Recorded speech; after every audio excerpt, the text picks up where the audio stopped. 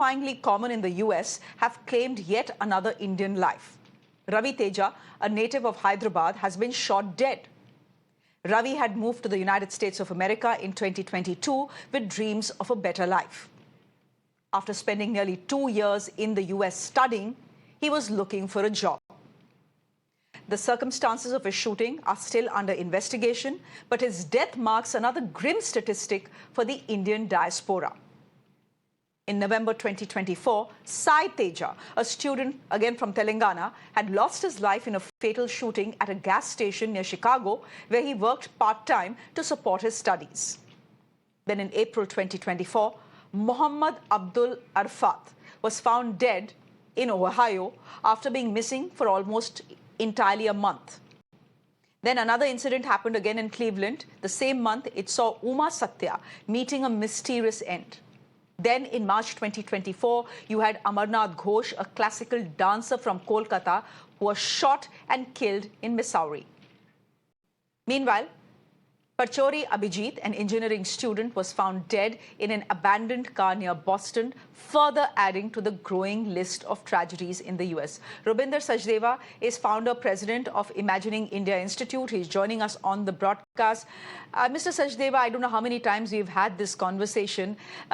Should we just simply conclude on a day when a new president is being sworn in the United States of America that the US is simply unsafe for Indian students, despite the fact that the number of Indian students in 2024 has grown by almost 140%?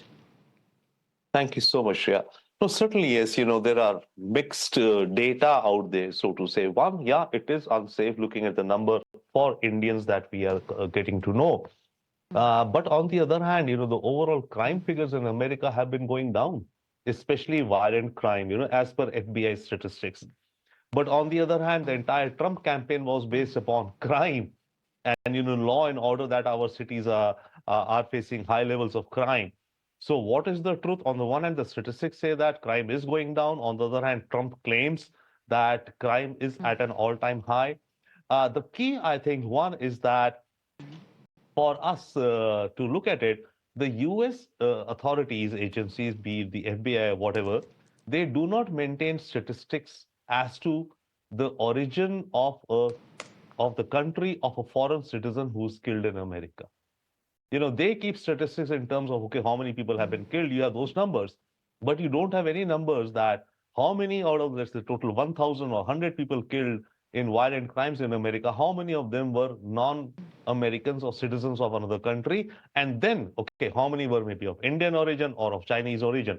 So till we have that data, we cannot be pressing the American government. So I think one of the specific things that we should be doing is we should be pushing the US to start, logging the details of the killings which happen in America. They collect plenty of statistics, right?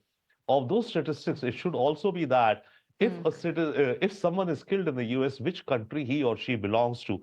As of now, the data that they keep, they classify it as per ethnicities, Asian people, a dozen Asian people killed in the last, 1 year or something like that. So that classification, I think, has to be fine-tuned. And that's something I think that which the Indian government could ask for as a beginning step.